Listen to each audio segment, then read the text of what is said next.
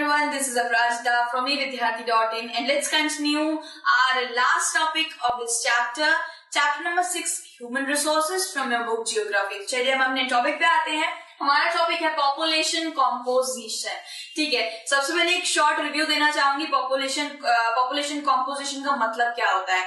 इससे हमें पता चलता है कि एक पर्टिकुलर कंट्री में जितने भी लोग रह रहे हैं वो कौन सी एज ग्रुप से बिलोंग करते हैं, कितने मेल है कितने फीमेल है, क्या काम करते हैं, क्या प्रोफेशन इन्वॉल्व रहते हैं उसमें, कितनी इनकम है, कितना हेल्थ कंडीशन अच्छा है.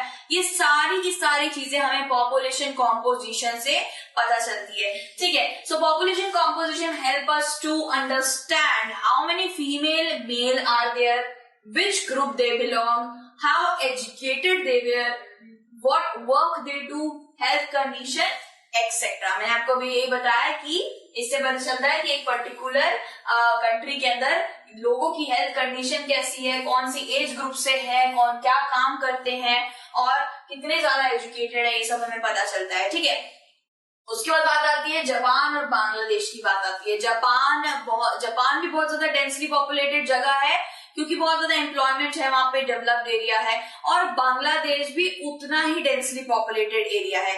दोनों में आप कह सकते हैं तकरीबन बहुत ज्यादा हाई पॉपुलेशन है. लेकिन यहाँ पे बात हाई पॉपुलेशन की नहीं चल रही, मेरे यहाँ ज्यादा इंसान है तेरे यहाँ कम है, ये बात नहीं चल रही है. मेन बात है कि वो जो लोग वहां पे रह रहे हैं वो कितने ज्यादा एजुकेटेड है, कितने ज्यादा डेवलप्ड है, वहां पे इकोनॉमी कितनी ज्यादा डेवलप है. सिर्फ लोगों की ग्रोथ बढ़ाने से कुछ नहीं होता है, उसके अंदर एजुकेशन होनी चाहिए, लोगों में दिमाग होना चाहिए, भाई स्किल होना चाहिए, तभी एक पर्टिकुलर कंट्री आगे बढ़ पाएगी, डेवलप हो पाएगी. ठीक है, अगर आप इंडिया की बात करें, हम अपने भारत की बात करें तो भारत पांच के अंदर से बिल्कुल उसी के अंदर आता है. मतलब से 5 से ज्यादा नहीं होता. किसी भी लाइन में ले लीजिए, इकोनॉमी में ले लीजिए, टेक्सटाइल में ले लीजिए, आर्मी में ले लीजिए, पैरामिलिट्री ट्रूप्स में ले लीजिए, हर चीज में, नेवी में ले लीजिए, इन चीज में 5 से कम हर चीज में आएगा. वो 5 से ज्यादा कहीं नहीं है, कहीं पे 7th नहीं है, कभी 6th नहीं है. हर बार या तो 2nd लार्जेस्ट होगा या तो 3rd लार्जेस्ट या तो 1st लार्जेस्ट आ जाता है.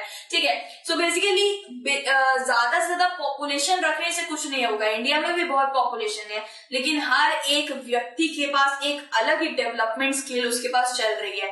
ठीक है, कोई कुछ चीजों में अपने रंग बुन रहा है तो कोई कुछ चीजों में अपना दिमाग लगा रहा है. सो बेसिकली डेवलपमेंट और इकोनॉमिक डेवलपमेंट जरूरी होता है हर एक कंट्री के अंदर. तो यहाँ जापान और बांग्लादेश की बात ले रहे हैं, दोनों ही डेंसली पॉपुलेटेड है, लेकिन जापान बांग्लादेश से कहीं ज्यादा उन्नति कर रहा है, कहीं ज्यादा डेवलप्ड है. ठीक है, so basically high growth of population नहीं होनी चाहिए, नॉर्मल होनी चाहिए. और वो जितनी भी नॉर्मल पॉपुलेशन है सब में एजुकेशन अच्छी होनी चाहिए, हेल्थ अच्छी होनी चाहिए. ठीक है, so population pyramid tells us how many womens and mens along with infants survive. So एक पॉपुलेशन पिरामिड को एज सेक्स पिरामिड भी बोला जाता है. ठीक है, सो इससे हमें पता चलता है कि कितने फीमेल और मेल एक पर्टिकुलर कंट्री में है और कितने ज्यादा इन्फेंट यानी कि कितने ज्यादा बच्चे बर्थ रेट में मर जा रहे हैं, कितने ज्यादा डेथ रेट में, कितने ज्यादा कौन सी एज में मर रहे हैं, कितने ज्यादा कौन सी एज में पैदा हो रहे हैं. तो चलिए हम पहले करते हैं इंडिया का, कर लेते हैं. इंडिया का नहीं, पहले हम करेंगे जापान का, क्योंकि इंडिया का हमारा आई थिंक वे परफेक्ट है. पहले जापान की बात करें तो जापान में आपको एक चीज याद रखनी की पॉपुलेशन पिरामिड हमेशा ऐसे रहना चाहिए जैसे इंडिया का है. बिल्कुल नीचे से बिल्कुल ब्रॉड होना चाहिए और ऊपर से नैरो नैरो नैरो नैरो हो जाना चाहिए. ठीक है, तो यहाँ पे सबसे ऊपर जो एज होती है वो होती है 80, 85, 90, 100, यहाँ तक तो इंसान की मृत्यु हो जानी चाहिए. उसमें पूरी कंट्री को कुछ लाभ नहीं होगा, ना ही कोई नुकसान होगा, क्योंकि यार 100 एंड 105, 85 की एज में तो लोग बूढ़े हो जाते हैं, तो तब वो क्या ही नेशन की हेल्प कर पाएंगे. सो बेसिकली जो उम्र हमें चाहिए वो यहाँ पे आ जाती है 15, 20, 25 एंड 30. यहाँ की जो उम्र है ना, ये हमारी यंग ग्रोथ पॉपुलेशन है. ये जो यंग स्किल्ड होते हैं, यहाँ पे बच्चे बहुत ज्यादा स्किल्ड होते हैं, तो प्रगति करा सकते हैं, नेशन को कुछ बड़ा बनाने में काफी ज्यादा मददगार हो सकते हैं.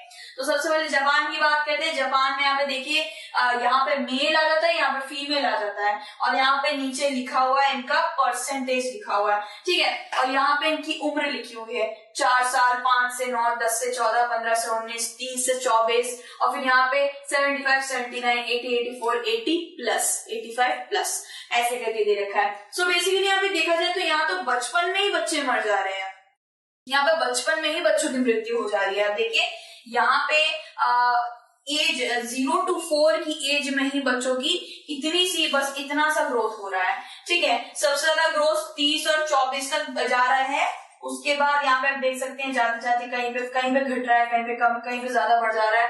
बेसिकली यहाँ पे नैरो नहीं होना चाहिए था। सबसे ज्यादा बच्चे यहाँ सबसे ज्यादा पैदा होने चाहिए थे, देन वो आगे जाके अगर उनकी डेथ होती तो चलता। हमें सबसे ज्यादा जो एज चाहिए होती है वो बचपन से लेकर 30 साल की एज चाहिए होती है, क्योंकि वहीं पे सबसे ज्यादा यंग पॉपुलेशन नेशन को आगे बढ़ाने की हेल्प कर सकती है। तो यहाँ पे आप देख सकते हैं यहाँ पे 60 to 69 में इतना रह रहा है, और 50 to 54 में इतने लोग हैं। 2% यहाँ पे आप देख सकते हैं, 4% ले लीजिए, 4% लोग ही बच्चे यहाँ पे बच रहे हैं, बाकी कहाँ पे हैं?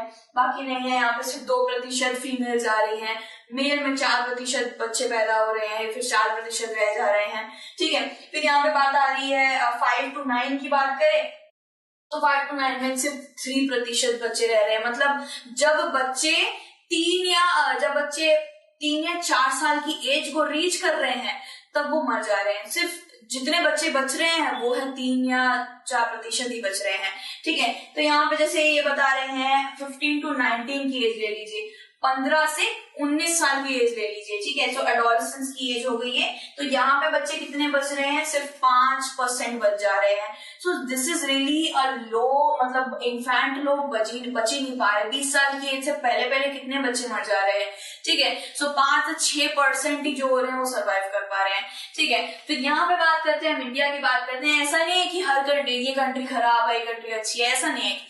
अभी आप देखिए तो जापान इंडिया से बहुत जल्दी धीरे धीरे करके उसकी डेवलपमेंट बहुत हो रही है, इकोनॉमिकली बहुत बढ़िया है जापान। ऐसे देखा जाए तो बस यहाँ पे थोड़ा ध्यान देने की बात है। यही भी बात करें इंडिया की, इंडिया और जापान इट्स लाइक दूर, it's like papdi chaat and golgappa. तो वैसे देखा जाए तो जापान में काफी ज्यादा जो पॉपुलेशन है वो काफी कम है, और इंडिया में काफी ज्यादा मात्रा में पॉपुलेशन है।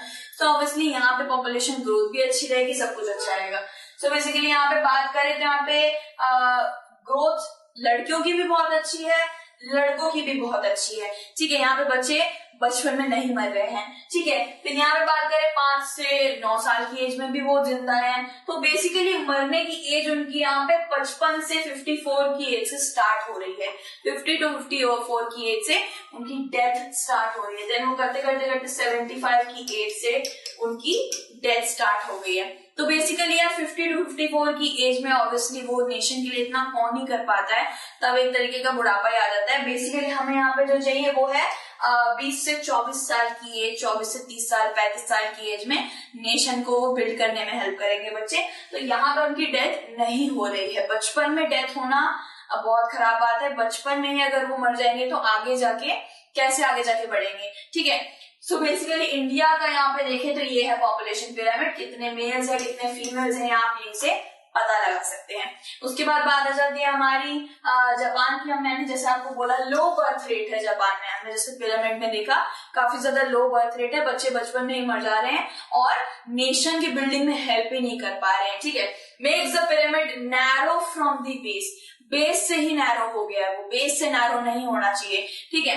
फिर आता है skilled and young people are the backbone, skilled and young people are the backbone of any country, any nation, and India is lucky to have such a supportive resource, ठीक है। इंडिया को भाई lucky है, India बहुत गर्व करता है कि इतने ज्यादा पॉपुलेशन वहां पे है और डेवलप्ड पॉपुलेशन है। सिर्फ पॉपुलेशन बढ़ाने से कुछ नहीं होता है, फिर उसको एजुकेशन भी देनी चाहिए, उसे डेवलप भी करना चाहिए, वो हेल्दी भी रहना चाहिए, ठीक है। So India is lucky to have that. They must be educated and productive for development. सिर्फ उनका बचपन में मतलब लाइक बर्थ हो जाना या उनको छोड़ देना रास्ते पे, उनको अच्छा सैनिटेशन नहीं मिल रहा है, न्यूट्रिशन नहीं मिल रहा है, सो इसकी वजह से भी वो मर सकते हैं। सो इंडिया में यही बात अच्छी होती है कि बर्थ से, बचपन से आप लोगों को भी, हमें भी, सबको मम्मी पापा बहुत ध्यान रखते हैं, इसीलिए हम इतने बड़े होके नेशन की हेल्प कर पा रहे हैं। ठीक है, अब यहाँ पे एक और आप ये आपकी बुक से मैंने एक छोटा सा पिक्चर लिया है। अब हर एक कंट्री में हर एक इंसान होना चाहिए हर एक काम के लिए। ठीक है, आपकी दादी माँ है, वो आपको स्टोरी सुनाएगी, अगर दादी माँ नहीं रही स्टोरी कौन सुनाएगा। ठीक है, सो बेसिकली एक सिंगर भी होना चाहिए, सिंगर नहीं होगा तो भाई सिंगिंग में इंडिया कैसे आगे जाएगा। भाई हमारा सबसे ज्यादा रिच ट्रेडिशन सिंगिंग में ही आता है। उसके बाद I am researching for medicine and cancer, cure to cancer. So यहाँ पे डॉक्टर की बात आती है, डॉक्टर है, कोई फार्मर है, अगर फार्मर नहीं होगा तो एग्रीकल्चर नहीं होगा, खाना नहीं मिलेगा। ये हाउसवाइफ है, हाउसवाइफ भी बहुत ज्यादा काम करती है। ठीक है, सो आई बिल्ड अ ब्रिज, तो ये आर्किटेक्चर में आ जाता है। तो हर एक कंट्री में हर एक पर्टिकुलर काम के लिए हर एक इंसान होना चाहिए और उस काम में बिल्कुल माहिर होना चाहिए। ठीक है, तो इसी के साथ हमारे पूरा चैप्टर क्लियर आउट होता है। बाकी के हमने जो क्वेश्चन आंसर्स करने थे वो हम नेक्स्ट वीडियो में कंटिन्यू करेंगे। टिल देन हमें आपको ये बताना है कि अगर आपको किसी भी तरीके की स्टडी रिलेटेड हेल्प चाहिए तो आप evidyarthi.in की वेबसाइट पे जाइए। हिंदी मीडियम, इंग्लिश मीडियम दोनों में आपको सारी चीजें अवेलेबल मिलेगी। E book, MCQ, question paper, everything is free there and go check it out. And हम आपसे मिलने वाले अनदर रिफ्रेशिंग चैप्टर के साथ। Till then take care, bye bye.